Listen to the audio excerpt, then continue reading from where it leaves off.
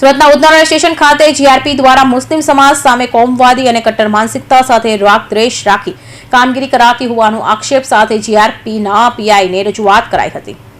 Udhna station ખાતે જીઆરપીમાં ફરજ બજાવતા પોલીસકર્મી પ્રકાશભાઈ મુસ્લિમ સમાજ સામે કોમવાદી કટ્ટર માનસિકતા સાથે રાગદ્વેષ રાખી ફરજ બજાવતા હોય અને એમને ફરજ પરથી તાત્કાલિક સસ્પેન્ડ કરવા માંગ કરાઈ હતી। તો આવેદનપત્ર આપતી વેળાએ જણાવ્યું હતું કે વર્ષોથી ઉધના રેલવે સ્ટેશન ખાતે કોઈપણ પ્રકારના ધાર્મિક સામાજિક ભેદભાવ વગર શ્રમિક રિક્ષા ચાલક તરીકે પોતાની ભાડાની રિક્ષા ચલાવી અમારા પરિવારનું પેટીયું રળીએ છીએ। અમારા દ્વારા સ્થળ પર હર હંમેશા કાયદા વ્યવસ્થા સાથે ટ્રાફિક બાબતે સુવ્યવસ્થા બની રહે એવા અથાગ પ્રયાસો અમારા સૌના રહે છે। આજ દિન સુધી સ્થળ પર અમે રિક્ષા ચાલકોની પોલીસે ચોપડે કાયદા વ્યવસ્થા બાબતે કોઈ એફઆઈઆર નથી, તેમજ અમે સૌ એકબીજાના ધર્મ અને સમાજ પ્રત્યે માન સન્માન જાળવતા છીએ।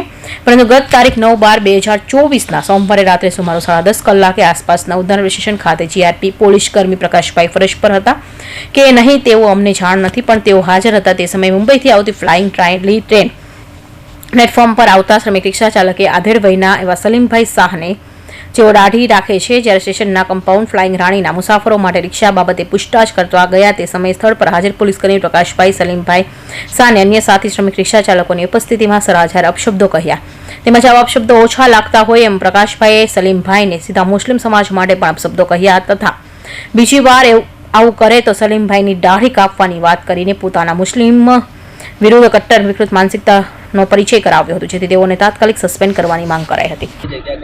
असलम साइकिल वाला आज रोज आप જોઈ શકો છો કે ઉધના રેલવે સ્ટેશન ખાતે જે શ્રમિક રિક્ષા ચાલકો છે, જેઓ ભાડાની કે પોતાની રિક્ષા ચલાવીને પોતાના પરિવારનું પેટીયું રળતા છે, એ શ્રમિક રિક્ષા ચાલકોને ઉધના જીઆરપીમાં ફરજ બજાવતા પોલીસકર્મી પ્રકાશભાઈ કે જો હંમેશા અપશબ્દો બોલે છે, કટ્ટર કોમવાદી માનસિકતા ધરાવે છે અને મુસ્લિમ સમાજના રિક્ષા ચાલકો સાથે રાગદ્વેષ રાખતા હોય એ પ્રકારની જાહેરમાં અપશબ્દો બોલે છે। ગત તારીખ 9/12/2024ના રોજ રાત્રે 10:30 કલાકે એમને સલીમભાઈ શાહ જે મારી બાજુમાં ઊભા છે, બુઝુર્ગ વ્યક્તિ છે, રિક્ષા ચાલક છે, એમના પરિવારનું પેટીયું રડી રહ્યા છે, એમને ખૂબ અપશબ્દો ભર્યા શબ્દોનો પ્રયોગ કર્યો, જાહેરમાં ખરાબ શબ્દો બોલ્યા, ઉપરાંત આટલું ઓછું પડતું એમ એમને સીધા મુસ્લિમ સમાજ પરથી પણ ગાળો આપવામાં આવી અને એમને એમ કહેવામાં આવ્યું કે તમારી મુસ્લિમોની તો દાઢી કાપી લેવામાં આવશે જો તમે લોકો આવી રીતે કોઈ કરશો તો। એટલે ટૂંકમાં વાત એટલી જ છે કે જે સરકારી કર્મી છે એની ફરજ એટલી છે કે એ હંમેશા બિન સાંપ્રદાયિક નીતિ ફરજ બજાવવી જોઈએ। કોઈ પણ ધાર્મિક કે સામાજિક વ્યક્તિની ધાર્મિક લાગણી ના દુભાય કે એના પ્રત્યે રાગ દ્વેષ ના રાખાય એ પ્રકારે ફરજ બજાવવી જોઈએ। પરંતુ અમને એમ લાગે છે કે આવા અનેક બનાવ આ પોલીસકર્મી પ્રકાશભાઈએ અગાઉ પણ મુસ્લિમ સમાજના રિક્ષા ચાલકો પ્રત્યે રાગદ્વેષ રાખ્યો હતો અને આવી રીતે જાહેરમાં અપશબ્દો ભર્યાનો પ્રયોગ કરે છે, જે દુઃખદ બાબત છે। જે બાબતે પીઆઈ શ્રી જીઆરપી સુરત રેલવેને પણ અમે લેખિતમાં રજૂઆત કરી છે ને અહીંયા ઉધના રેલવે સ્ટેશન ખાતે એમને ફોન કર્યો અને જે પીએસઆઈ પરમાર છે એમને અમને અહીંયા રૂબરૂ બોલાવ્યા છે।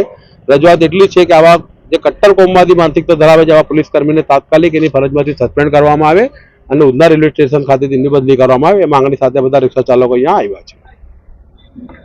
मेरी समस्या ये है, मैं रिक्शा चलाता हूँ, बच्चों का पेट भरता हूँ और यहाँ नाइट में रिक्शा चलाता हूँ, उधना स्टेशन से धंधा करता हूँ। और मैं अंदर चला गया था और मेरे को अब शब्द बोल के प्रकाश भाई ने बाहर काट दिए।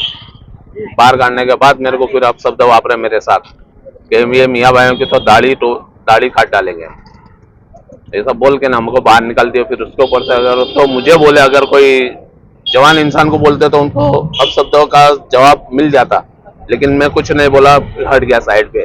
फिर सबने मिलके ने फिर हमने ये रजूआत करी, सब कुछ जमा कर। आपकी मांग क्या है? हमारी मांग ये है कि ये हमारे को नहीं चलता है, यहाँ कौमाती बातें करता है और सबको भड़काता है, बस ये यहाँ चाहिए नहीं।